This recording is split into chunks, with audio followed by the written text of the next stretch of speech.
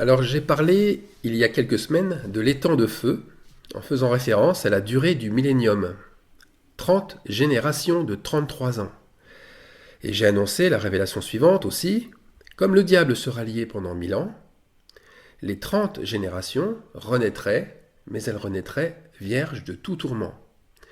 C'est ce que signifie Apocalypse 20, verset 2. Il saisit le dragon, le serpent ancien, qui est le diable et Satan, et il le lia pour 1000 ans. J'avais expliqué que le diable et ses démons qui étaient liés pour 1000 ans étaient des entités spirituelles, mais alimentant le feu, c'est-à-dire alimentant les tourments des épreuves. Lorsque ces entités spirituelles sont liées, le cycle infernal des malédictions s'arrête, c'est-à-dire que la puissance de la mort est vaincue. Ce qui signifie que chaque âme revient vivre sur terre une vie libre de ses fautes passées. Ça veut dire que son ardoise, ses casseroles, comme on dit, eh bien, sont supprimées pour la bonne raison qu'on ne peut se sortir que très très difficilement du cycle infernal de cette résurrection. C'est par conséquent une grâce de la part de notre Seigneur. C'est une grâce de plus de l'agneau immolé qui porte le péché du monde. Il le fait pour confirmer que son Fils Jésus-Christ, eh bien, il est Fils de l'homme et qu'il n'est pas venu pour perdre, mais pour sauver ses enfants. Alors maintenant, quand vous lisez les versets du chapitre 20, les versets du chapitre 20 de l'Apocalypse, eh bien, vous ne devez plus les lire avec la grille de lecture de ce que les religions chrétiennes ont enseigné jusqu'à maintenant.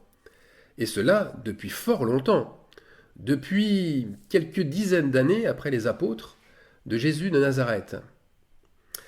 Alors faisons vraiment attention.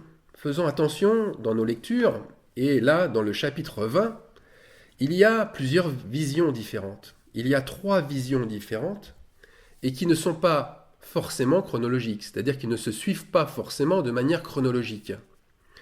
Alors cela change bien sûr la compréhension, mais plus encore, cela change le plan du salut. Alors première vision, si on reprend le chapitre 20, ça va jusqu'au verset 3, cette vision concerne celle d'un ange qui descend du ciel avec la clé de l'abîme dans le but de saisir le diable et de le lier pour 1000 ans. Et le diable sera délié après pour quelque temps. Ça, c'est la première vision. La deuxième vision, elle va du verset 3 au verset 7, elle concerne des trônes sur lesquels sont assis des saints qui sont revêtus d'une autorité pour juger et régner avec Christ pour 1000 ans. Alors la deuxième vision est à relier bien sûr avec la première. Et ce qui suit après, c'est-à-dire du verset 7 jusqu'au verset 10, est aussi dans la même chronologie, puisqu'on y parle qu'après les 1000 ans, le diable sera délivré et qu'il sortira pour séduire les nations. Mais après ces deux visions, eh bien, il y a une coupure nette, très nette. Et ça, c'est à partir du verset 11. Et ça concerne totalement autre chose. On parle totalement d'une chose, c'est une chose complètement différente. La troisième vision de Jean commence ainsi.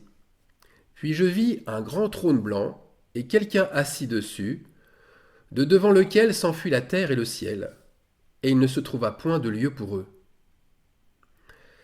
Cette vision concerne la loi du salut. Elle ne suit pas du tout le verset 10. Elle ne suit surtout pas le verset 10. Cette vision, en fait, elle est intemporelle, car elle n'a pas sa place sur terre.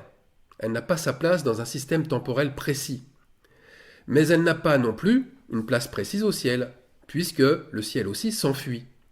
On l'a lu, s'enfuit la terre et le ciel. Donc il ne se trouva point de lieu pour eux. C'est du trône blanc, ici que l'on parle, bien entendu, du trône blanc et de celui qui est assis dessus. Cela veut dire que le jugement du grand trône blanc n'a pas de repère ni terrestre, ni céleste. On ne peut pas le placer à la fin de quelque chose, d'un événement particulier, ni au début d'un autre événement. Et le grand mensonge est là, c'est celui d'avoir placé le grand trône blanc comme le jugement dernier. Après lui, plus rien. Et je ne suis ni le seul, ni le premier à dénoncer ce genre d'aveuglement. Nous avons Hébreux, chapitre 6, verset 1. C'est pourquoi laissant les éléments de la parole de Christ, tendons à ce qui est parfait, sans poser de nouveau le fondement de la résurrection des morts et du jugement éternel. Ça concerne bien la résurrection des morts et le jugement éternel. Quand Dieu exerce son jugement sur le grand trône blanc, ce n'est pas à la fin. Ce n'est pas une fois que le diable sera soi-disant détruit. Ce n'est pas un jugement dernier. Cette notion est fausse. Le jugement éternel n'est pas un jugement dernier. Ça, c'est poser de nouveaux fondements. C'est de l'interprétation par des raisonnements humains. Au verset 10, nous lisons dans la Bible Martin la chose suivante. « Et le diable qui les séduisait fut jeté dans l'étang de feu et de soufre, où est la bête et le faux prophète, et ils seront tourmentés jour et nuit au siècle des siècles. » C'est-à-dire à perpétuité, de génération en génération. Alors ici, tout le monde a été amené à penser une chose.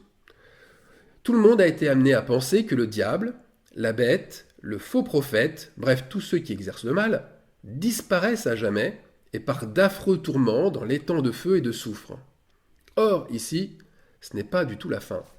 Ce n'est pas la fin. Le diable qui est à l'origine des tourments ne va pas être tourmenté par ses propres tourments. Un tourment ne peut être tourmenté. C'est un non-sens. Relisez bien. C'est lui, le diable, qui renferme ses esprits séducteurs et destructeurs. Et non, le diable est jeté dans les temps de feu et de soufre. Et c'est bien lui, au contraire, qui vient tourmenter ce lieu où se trouvent la bête et le faux prophète. La bête caractérise non pas un animal, un être vivant, mais tous les êtres humains qui ont cet esprit d'animal. Ceux qui sont toujours sujets à leur mauvais penchant charnel, et ceux qui sont faux prophètes, c'est-à-dire qui prédisent ce que Dieu n'a jamais dit, comme la mort du diable dans les temps de feu, le salut sans les œuvres, etc., etc. Alors bien loin de se terminer, le cycle de la seconde mort, à l'évidence, n'est pas fini, il continue. Ce qui est de la perpétuité, c'est plutôt la continuité des tourments pour ceux qui persévèrent dans le mal. Cette seconde mort reçoit encore les tourments du diable pour ceux qui le suivent. Cela veut dire qu'une fois le diable délié, eh bien le cycle des réincarnations recommencera. Il continuera encore pendant des siècles et des siècles, de génération en génération. Maintenant, réexaminons la dernière vision de Jean. C'est à partir du verset 11, et là je vais vous lire dans la Bible Martin, une version de 1744. « Puis je vis un grand trône blanc, et quelqu'un assis dessus, de devant lequel s'enfuit la terre et le ciel, c'est ce qu'on a lu tout à l'heure, et il ne se trouva point de lieu pour eux.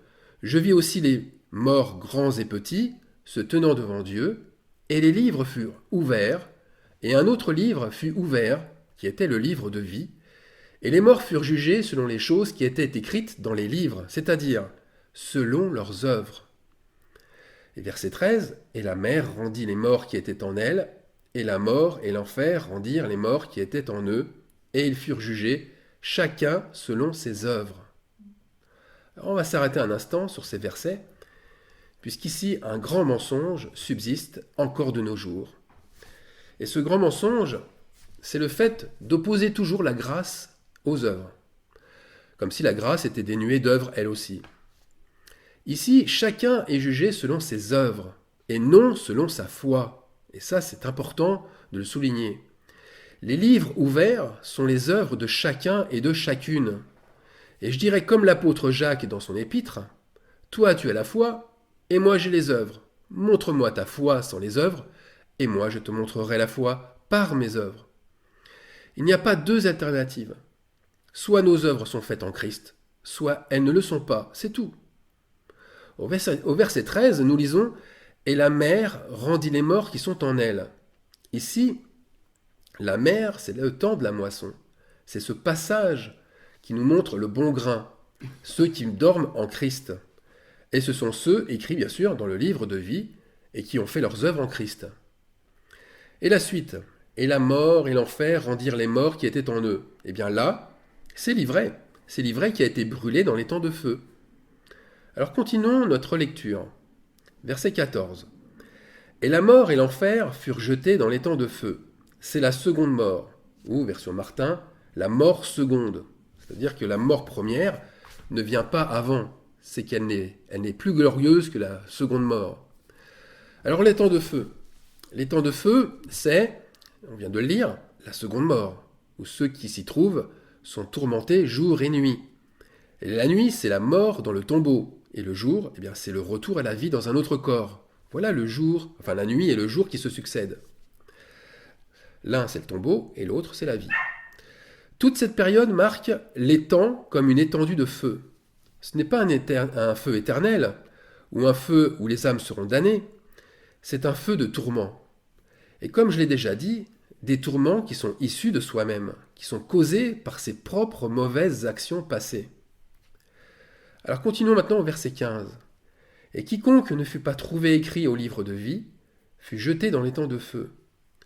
Alors ce verset vient montrer comment, d'un côté, ceux qui ont choisi la vie sont inscrits dans le livre de vie, alors que ceux qui ont choisi la mort sont jetés dans l'étang de feu, la seconde mort.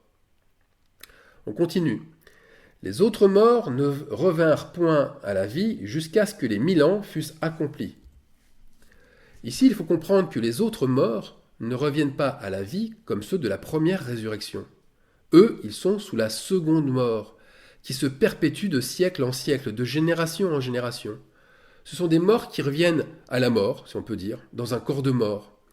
C'est pour cela que ces morts-là ne reviennent pas à la vie. Ils n'ont pas la vie avec un V majuscule. En tous les cas, pas encore. Cette seconde mort ne les sauve pas tant qu'ils ne passent pas par la première résurrection, c'est-à-dire tant qu'ils ne sont pas en Christ. Car la vie est en Christ, et la mort, la seconde mort, c'est pour les autres. Alors maintenant, on peut se poser la question suivante. Où se trouve le passage où le diable sera détruit définitivement? Où se trouve-t-il? En tous les cas, ce n'est pas dans les temps de feu, là aussi comme on a tant voulu nous le faire croire. Moi je dis que la réponse, sans être explicitement donnée, elle est très facile à comprendre. Quand toute la création sera retournée en Christ, alors les ténèbres auront disparu du même fait. Pourquoi? Parce que les esprits de rébellion, d'accusation, auront disparu. Il n'existera que des esprits soumis qui incluront les autres dans une formidable communion. Ici, il n'y a rien à tuer ou à exterminer par la violence. C'est l'amour agapé qui, étant uniquement lumière, cet amour exclut les ténèbres par le fait qu'il remplit tout espace par la lumière. Voyez, le temps du soir n'existera plus. Et c'est pourquoi le jour régnera en seul maître. Est-ce que vous comprenez mieux alors ce verset d'Apocalypse, Apocalypse 21, 23? La ville n'a besoin ni du soleil, ni de la lune pour l'éclairer, car la gloire de Dieu l'éclaire, et l'agneau est son flambeau. Ici, il n'est plus question de diable ni de démon. Le jour ne se lève plus, et il ne se couche plus. Il est. Le jour est du début jusqu'à la fin. Il est constant et il est perpétuel. Je continue, il n'entrera chez elle rien de souillé, ni personne qui se livre à l'abomination et au mensonge. Il n'entrera que ceux qui sont écrits dans le livre de vie de l'agneau. Apocalypse 21, 27. Ici, il n'y a pas d'exclusion, mis à part la souillure, mais il y a une inclusion. Toute sa création finira par être écrite dans le livre de vie, car c'est ce qui finira par arriver un jour sur la terre. C'est le grand but que s'est donné notre Dieu. Hébreux, chapitre 2, verset 8. Dieu a mis toutes choses sous ses pieds. En effet, en lui soumettant toutes choses, Dieu n'a rien laissé qui ne lui fût soumis. Cependant, nous ne voyons pas encore maintenant que toutes choses lui soient soumises. Ici, Dieu le Père insiste, et j'insiste, il ne souhaite pas une soumission, contraint, forcé malgré soi, non. Il attend patiemment que chacun vienne à lui en ayant finalement exclu toute autre forme de relation contre nature. Les plus endurcis, les blasphémateurs, les meurtriers reconnaîtront leur folie d'être passés par les temps de feu, alors que leur fardeau aurait été tellement plus léger et glorieux. Leurs larmes seront essuyées et leur cœur consolé. Voyez, au sortir de leur grande tribulation, ils auront une grande robe blanche et des palmes à la main, et ils crieront « Le salut est à notre Dieu » Apocalypse 7, 9.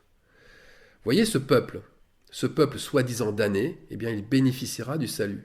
Cela étonne même un des plus anciens, un des anciens, un prophète, puisque ces choses ont été longtemps tenues cachées. Donc on peut dire que lorsque nous verrons ces choses, alors finira la domination et l'ère du mal. La nuit cessera complètement d'exister. Apocalypse 21-24. Les nations marcheront à sa lumière, et les rois de la terre y apporteront leur gloire.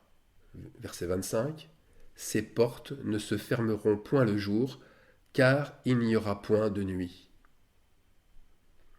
Alors voilà, on peut se réjouir de connaître ces choses sacrées aujourd'hui. Vraiment, on peut s'en réjouir, parce que nous sommes dans le temps de la restauration de toutes choses. Mais je tiens à souligner que je ne viens pas rajouter à la parole. Je viens mettre simplement les bonnes pièces du puzzle les unes en face des autres. On le pressentait au fond de soi, c'est vrai, il y a tellement de pièces qui ne correspondaient pas vraiment les unes aux autres. Vous savez, c'est un puzzle bancal, comme le monde, quoi. Comment, par exemple, pouvions-nous adorer Dieu en esprit et en vérité, en disant qu'il est le sauveur de l'humanité, mais que d'une autre manière, une grande foule serait perdue? Vous voyez, il y a deux pièces non emboîtables. Comment pouvions-nous dire qu'il a tout pardonné, et qu'il a pardonné à tous, même à ceux qui ont crucifié son Fils sur la croix, et puis parler d'un peuple prédestiné au salut, et d'un autre prédestiné à la perdition éternelle? Il y a encore deux pièces impossibles à assembler. C'est un peu la même incohérence que d'affirmer que d'un côté la nature se régénère d'elle-même, que tout ressuscite au printemps, que même les terres brûlées donnent de meilleures récoltes, et puis d'un autre côté affirmer que il y a des espèces de plantes, des espèces animales qui vont disparaître à jamais, qu'on ne les verra plus. C'est encore ignorer une chose fondamentale, c'est encore ignorer la vie et son fonctionnement. Combien de théologiens, combien de grands penseurs de ce monde ont ignoré le principal, la vie. Trop accaparés par le désir de connaître, d'être reconnus comme des sages, ils se sont perdus dans des raisonnements humains. Mais gloire à Dieu, il a choisi les choses folles du monde pour confondre les sages. Dieu a choisi les choses faibles du monde pour confondre les fortes. Dieu a choisi les choses viles du monde et celles qu'on méprise, celles qui ne sont point, pour réduire à néant celles qui sont, afin que nulle chair ne se glorifie devant Dieu. Moi, je suis fier d'être une chose qu'on méprise. Je suis fier d'être dénué d'intelligence, de n'avoir que de tout petits talents et de ne pas faire partie des puissants de ce monde. Mais quelle joie aussi de pouvoir m'humilier devant mon Dieu, d'être relevé par lui, comme d'être enseigné par lui. Amen.